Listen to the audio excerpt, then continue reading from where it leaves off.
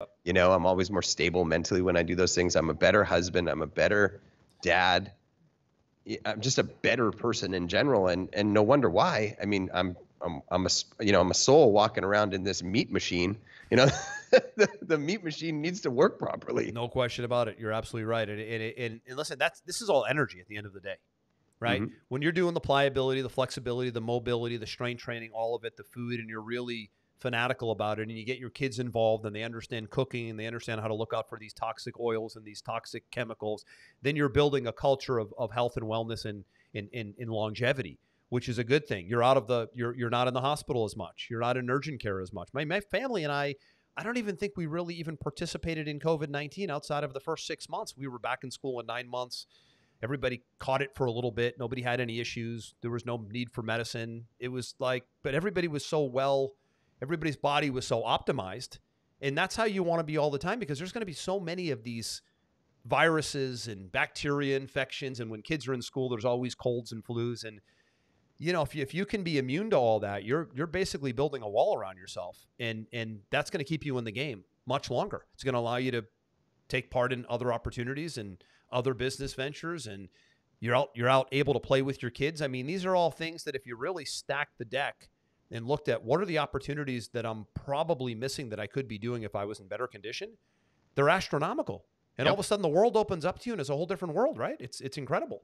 Yep. It's incredible. So, this is we pivoted here. We did a short one here today on fitness, and I think we'll loop back and obviously cover a lot of economics and business and politics. There's a lot happening in the world right now, as we know. But hey, listen, you're not going to be able to play in the world if you're not putting a routine and a program in place like we're talking about right here. And, it's nice to see your recovery, Aaron, from 15 years ago, right? Thank you. Mean, that's not easy to do. First step is awareness, right? And then the second step is action. But you've got to know your numbers, I think, to the point here, right? You've really got to know what you're putting in your body, and you have to know your numbers for sure.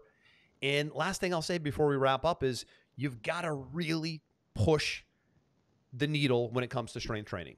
All the boot camps, all the bikes, all the running, all the jumping around is great. But if you're not actively building muscle, you're tearing down muscle, and your immune system will be a wreck.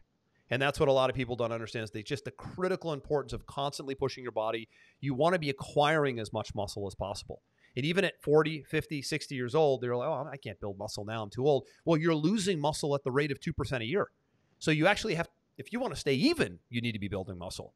That just keeps you at the flat line. But obviously, if you can, you want to grow muscle and you want to put on as much muscle as you possibly can. And no, you're not going to turn into Arnold Schwarzenegger. Nobody has the genetics or the capabilities to get too muscular. That's always the excuse that you hear these days is, I don't want to lift weights because I'll get too muscular and I won't fit into my clothes. That's like the greatest excuse I've ever heard in my life not to work out. Totally wrong. Right? So what else you have to add? Anything?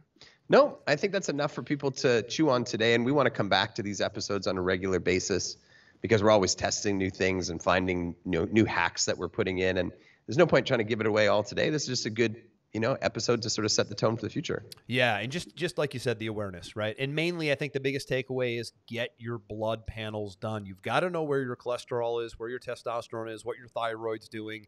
I mean, that male-female hormone panel, that's the window to your world. You get that in front of a functional medicine doctor, and they're going to tweak and optimize that Ferrari of a body, and you will be feeling, literally, you could feel 10 years younger if you do this the right way. Agreed. All right, my man. We'll see you in the next episode. That's Aaron. I'm Andrew. This one is a wrap. We'll see you soon.